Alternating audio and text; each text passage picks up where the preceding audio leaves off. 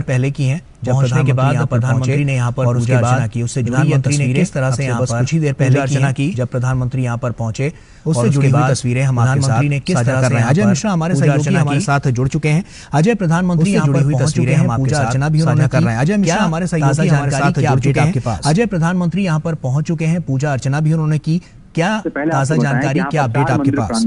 और सभी चारों मंदिर प्रांगणों में जाकर के प्रधानमंत्री ने इस ऐतिहासिक मौके पर यहाँ पर 4 मंदिर प्रांगण है, सभी चारों मंदिर प्रांगणों में जाकर के प्रधानमंत्री का बहुत ऐतिहासिक है और आज सांझ बेला में जो कि आज बहुत ही पवित्र दर्शन माना जाता है और विशिष्ट विवाह का बहुत ही शुभ अवसर है और आज सांझ बेला में कार्यक्रम के लिए सबसे पहले वो जैसे ही माना जाता है और विशिष्ट है सारी तैयारियां पहले आदिकेशव भगवान का जो मंदिर है कार्यक्रम के लिए सबसे पहले जैसे ही यहाँ पर प्रवेश करते हैं सीढ़ियां चढ़ने पहले आदिकेशव भगवान का जो मंदिर है भगवान बाएं तरफ मानी जाती है। ऐसा माना जाता है कि उन्होंने भगवान परिसर में श्री कृष्ण के दर्शन के लिए सबसे प्राचीन मूर्ति मानी जाती है। ऐसा माना जाता है कि यहाँ पर महामना परिसर में जी की प्रेरणा से हुई थी। आदिकेश्वर प्राचीन मंदिर में जहाँ के आकर के यहाँ पर महामना मूर्ति है, यहाँ पर आदिकेश्वर भगवान से कहते हैं आदिकेश्वर भगवान के बाद में बताया गया बिना कृष्ण जन्मभूमि का बहुत ही दर्शन है वो प्रसिद्ध मूर्ति है यहाँ पर नहीं होता है भगवान के और आप देखेंगे भगवान के दर्शन बहुत ही मूर्ति दर्शन है वो विद्यमान है पूरा नहीं होता है आपको। और उसमें आप देखेंगे कि दूसरा पड़ाव था प्रधानमंत्री का योग माया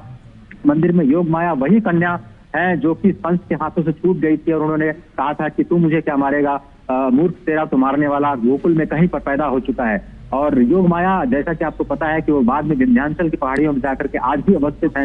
विंध्याचल देवी के माध्यम से सभी लोग उनका दर्शन पूजन करते हैं। तो यहाँ पर जो उनकी सांकेतिक मूर्ति रखी गई है माँ योग माया की, एक बहुत ही रहस्य की बात मैं आपको बताऊं कि पूरे द्वापर युग में कृष्ण भगवान की तीनों माया, राजसी जो माया है वो भी प्रकट हुई, तामसी माया प्रकट हुई और सात्विक माया प्रकट हुई। सात्विक माया तो माँ सुभद्रा के नाम से जानते हैं, जो राजसी माया है उसको माँ द्रौपदी के नाम से जानते हैं और जो तामसिक माया है वही माँ योग माया के नाम से जानी जाती हैं।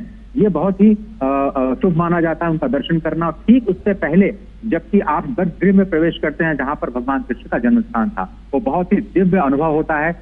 ऐसा अनुभव जो मैं अभी शब्दों में आपको बयान नहीं कर सकता। आपको जाकर के आपको सिर्फ वो शांति और सुकून, क्योंकि उस वक्त तो माँ देवकी और पिता वसुदेव के अलावा और उस जगह कोई भी नहीं था जब भगवान ने प्राकट्य किया। और परम ब्रह्म आपको पता है कि 8 अरब 64 करोड़ वर्षों के बाद एक बार श्री कृष्ण का परम ब्रह्म परमात्मा का जन्म होता है। बहुत ही सौभाग्य का आज का दिन है कि आज हम सभी इस क्षण के साक्षी हैं जब प्रधानमंत्री ने एक इतिहास बनाया है।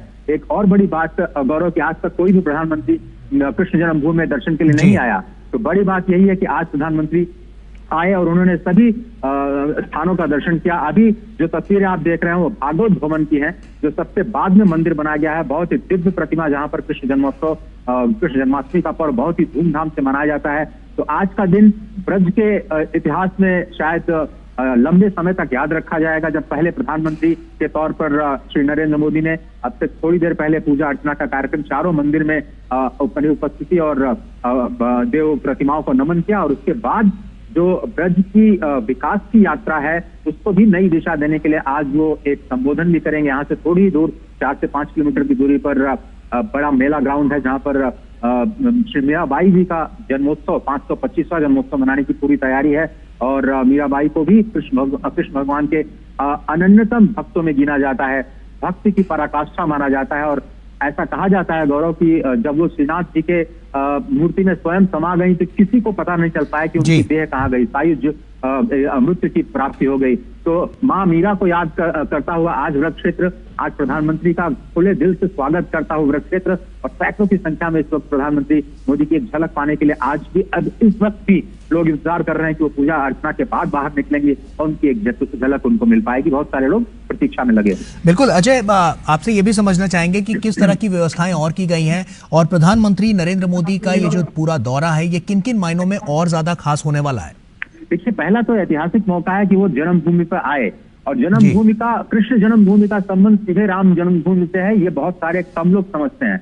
इस बात को समझना होगा कि राम जन्मभूमि की जो अयोध्या की भूमि है वहीं से शत्रुघ्न भगवान आकर के उन्होंने मथुरापुरी को बसाया और 7 पुरियों में मथुरा को पुरीश्वरी कहा जाता है ना, पुरियों की ईश्वरी अधिष्ठात्री देवी के तौर पर कहा जाता है। इस सब देख के मेरे सामने मैं जो देख पा रहा हूँ करतल ध्वनि से पूरी भीड़ जो है प्रधानमंत्री का स्वागत करते हुए और प्रधानमंत्री भी उन सभी का अभिवादन स्वीकार करते हुए इस वक्त पूजा अर्चना के बाद जब वो बाहर निकले हैं तो जिस तरह से उत्साह देखा जा रहा है, देश के अलग अलग हिस्सों से जो आज एकादशी के अवसर पर दर्शन करने के लिए कृष्ण जन्मभूमि में पधारे थे, आज उनके लिए दोहरी खुशी का मौका है कि आज उनको प्रधानमंत्री के साथ भी, अपने प्रिय प्रधानमंत्री के साथ भी मुखातिब होने का मौका मिल रहा है। हर्षोल्लास इस वक्त चरम पर है और सभी लोग हाथ हिला करके एक अभिवादन, एक उनकी झलक पाना चाहते हैं। ऐतिहासिक होने के साथ साथ ब्रज क्षेत्र के लिए इंतजार है इस बात का कि क्या वो काशी कॉरिडोर की तर्ज पर यहाँ पर ब्रजभूमि में जो बांके बिहारी मंदिर का कॉरिडोर है, क्या उसके लिए बड़ी घोषणाएं कर सकते हैं। जो रिपोर्ट्स आ रही हैं मीडिया के माध्यम से, उसमें यह कहा जा रहा है कि 1000 करोड़ रुपए की सौगात की घोषणा आज की जा सकते हैं और फिर से मोदी मोदी के जो नारे हैं वो यहाँ पर लगना शुरू हो गए हैं और स्वागत की तैयारियां जो पहले से की गई हैं।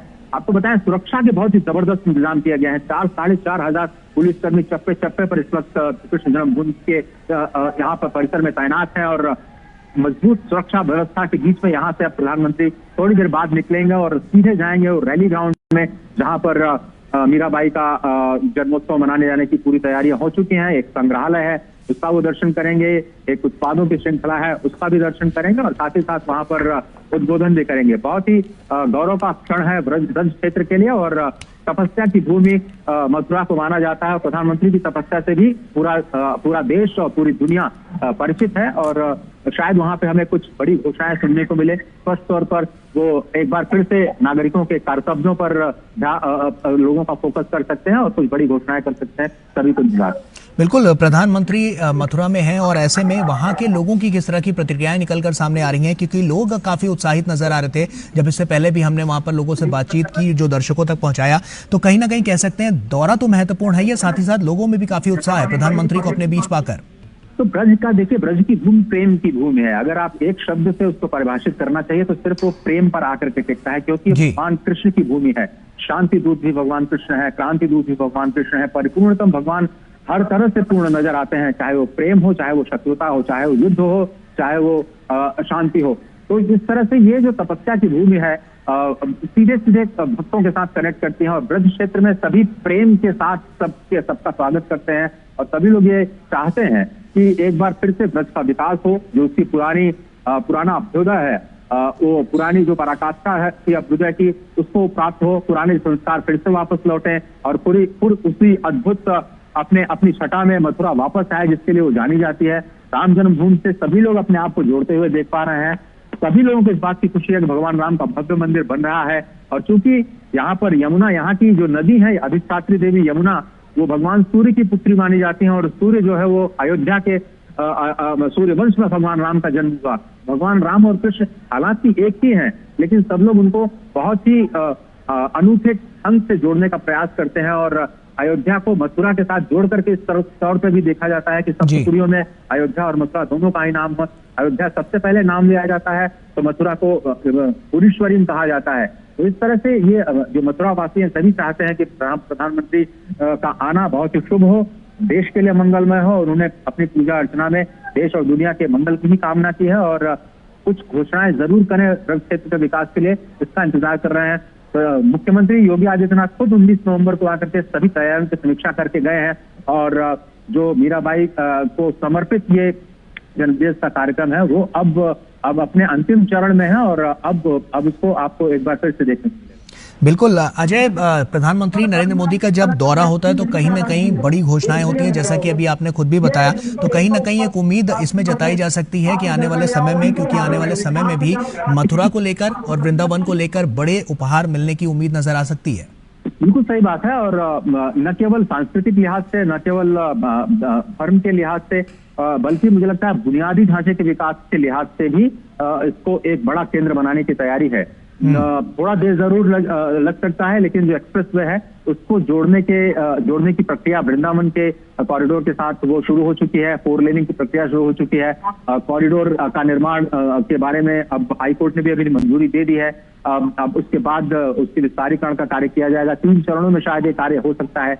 1,000 करोड़ रुपए का खर्च इस पूरे विस्तारीकरण पे हो सकता है, जब सीधे लोग यमुना के दर्शन कर पाएंगे। ठीक उसी तरह से जैसे मां गंगा के दर्शन के बाद आप सीधे काशी में भगवान शंकर पर जलाभिषेक कर सकते हैं, तो यहाँ भी ये माना जा रहा है कि यमुना के घाट से सीधे तौर पर आप बांके बिहारी के मंदिर में भगवान के दर्शन कर पाएंगे और वहां से यमुना जल ले आकर के आप यहाँ पे पूजा अर्चना में उसका प्रयोग कर पाएंगे। तो एक तरह से यमुना को उनके पुरानी भव्यता में लौटाना, उसके साथ साथ जो ब्रज क्षेत्र के अलग अलग जो पुराने पड़ चुके स्थल हैं उनको फिर से पुनर्जीवित करना, यहाँ की जो परंपराएं हैं, यहाँ की जो लोक कलाएं हैं, यहाँ के जो उत्पाद हैं उनको कैसे मुख्यधारा में शामिल करना, फिर से उनको एक बाजार देना, वन डिस्ट्रिक्ट वन प्रोडक्ट के तौर पर यहाँ पे जो एग्जीबिशंस लगाई गई हैं उसको कैसे एक अंतर्राष्ट्रीय बाजार देना, जिससे लोगों की आर्थिक समृद्धि भी हो, लोग सांस्कृतिक रूप से अपने आप को सशक्त माने, लोग धार्मिक रूप से अपने आप को सशक्त करें, अपनी आस्था अपने विश्वास को साथ लेकर के अपने आप को मजबूत बनाए। और जिस बात का बार बार प्रधानमंत्री जिक्र करते रहते हैं कि 2047 तक अगर भारत को विकसित राष्ट्र बनाना है तो सभी को अपने अधिकारों के साथ साथ कर्तव्यों पर ध्यान देना होगा। तो शायद ये एक बार फिर से संदेश मथुरा की धरती से दे सकते हैं। मथुरा की धरती से जो संदेश जाएगा, क्योंकि तपस्या की धरती है, तो वो काफी मायने रखने वाला है। और बहुत सारे लोग इसको अयोध्या की जन्मभूमि से जोड़ करके देख रहे हैं, वहां के मंदिर निर्माण के साथ जोड़ करके देख रहे हैं। प्रधानमंत्री के जाने के बाद अब देखिए इस वक्त भीड़ अचानक उमड़ी है इसी मंदिर में, जहां वो थोड़ी देर पहले पूजा अर्चना करके गए हैं और सभी लोग एक झलक पाना चाहते हैं एक बार फिर से भगवान की। और उनके लिए एक फिर से दोहरा रहा हूँ इस बात को, उनके लिए दोहरी खुशी का दिन था कि किस तरह से उनको प्रधानमंत्री मोदी के साथ साथ भगवान के भी दर्शन प्राप्त हो रहे। बिल्कुल अजय, हमने बीते कुछ वर्षों में देखा है कि कड़ियों को जोड़ने का काम प्रधानमंत्री नरेंद्र मोदी लगातार करते आ रहे हैं। और चाहे हम वाराणसी की बात कर लें, चाहे हम राम मंदिर की बात कर लें, चाहे हम उज्जैन की बात कर लें, उसको कैसे और ज्यादा विकसित बनाना है, उसको कैसे और ज्यादा हाईटेक बनाना है, उसके कॉरिडोर को कैसे और ज्यादा अच्छा करना है कि लोग बड़ी संख्या में यहाँ पर आकर दर्शन कर पाए। तो कहीं ना कहीं उसकी बानगी यहाँ भी नजर आ सकती है। जी, आप एक बार फिर से सवाल दोहरा सकते हैं गौरव? जी बिल्कुल अजय, मैं आपसे यही समझना चाह रहा था कि जैसा कि हमने देखा उज्जैन में, हमने राम मंदिर को लेकर जो बातें देखने को मिली और उसके बाद जो हमने वाराणसी को देखा, तो एक कड़ियों को जोड़ने का जो सिलसिला है, अपनी संस्कृति को, अपनी धरोहरों को और ज्यादा विकसित और प्रामाणिक बनाने का जो सिलसिला है वो कहीं ना कहीं देखने को मिला है। तो ऐसे में एक बड़ी घोषणा जिसकी बात हम कर रहे थे, तो कहीं ना कहीं मथुरा से भी वो सब चीजें निकलती हुई नजर आएंगी। जी बिल्कुल सही कहा आपने, बुनियादी ढांचे का निर्माण और उसके साथ में आम जनमानस को उसके साथ जोड़ने का जो प्रयास है, क्योंकि आप देखिए काशी में जो लोगों के आने का सिलसिला है कई गुना बढ़ गया है काशी कॉरिडोर के बनने के बाद में, वहां की घाटों की सफाई के बाद में। क्योंकि अब आप धार्मिक क्षेत्रों को सीधे तौर पर स्वच्छता के साथ जब जोड़ते हैं, जब आप विकास के साथ जोड़ते हैं, तो लोगों को आसानी होती है आने में। और जो लोग सिर्फ ये सोच करके मंदिरों के दर्शन के लिए नहीं जाते थे कि वहां बहुत गंदगी होती थी या फिर बहुत भीड़ का सामना करना पड़ेगा, अव्यवस्थाओं का सामना करना पड़ेगा, चीजें वही है, थोड़ा सा व्यवस्थित करने की कोशिश की जा रही है जिससे कि और ज्यादा मुख्य धारा में लोग शामिल हों। और जो यहाँ का न केवल धार्मिक, सांस्कृतिक और पर्यटन के लिहाज से इस क्षेत्र का विकास हो, बल्कि बुनियादी ढांचे के लिहाज से भी, क्योंकि बुनियादी ढांचा केवल एक पक्ष को या फिर किसी एक की जिंदगी को प्रभावित नहीं करता, वो पूरे राष्ट्र की, पूरे समाज की, पूरे राज्य की जो आधारभूत संरचना है उसको सकारात्मक दिशा देता है। और इसलिए चाहे वो काशी कॉरिडोर हो, चाहे वो महाकाल का कॉरिडोर हो, उसके बाद ये मथुरा के पास में वृंदावन की जो बात की जा रही है, बांके बिहारी की कॉरिडोर हो, उसको मुझे लगता है कि ये जो बड़ी घोषणाएं आज आ सकती हैं, जो कहा जा रहा है कि पहले चरण में शायद 500 करोड़, फिर 300 करोड़ या 200 करोड़, 3 चरणों में इसका निर्माण किया जा सकता है। तो उसके बाद एक बहुत ही अद्भुत दृश्य होगा। और मुझे लगता है कि अंतर्राष्ट्रीय हवाई अड्डा जो यहाँ पर आ रहा है जेवर में, जो कि एशिया का सबसे बड़ा हवाई अड्डा होगा, तो मुझे लगता है कि मथुरा को एक ट्विन सिटी के रूप में दिल्ली के साथ जोड़ करके भविष्य में आप देख सकते हैं। अगर आज से 5 साल की बात करें तो जब ये अंतर्राष्ट्रीय हवाई अड्डा बनकर तैयार होगा तो बहुत ज्यादा इंटरनेशनल ट्रैफिक आएगा और सीधे वहां पर आगरा और मथुरा का जो आकर्षण है पूरी दुनिया का, वो पूरी दुनिया को खींच करके ले आएगा। उसी की तैयारी मुझे लगता है कि बुनियाद जो है वो बनाने की कोशिश की शुरुआत होगी। चलिए अजय, आप नजर बनाकर रखिए लगातार हम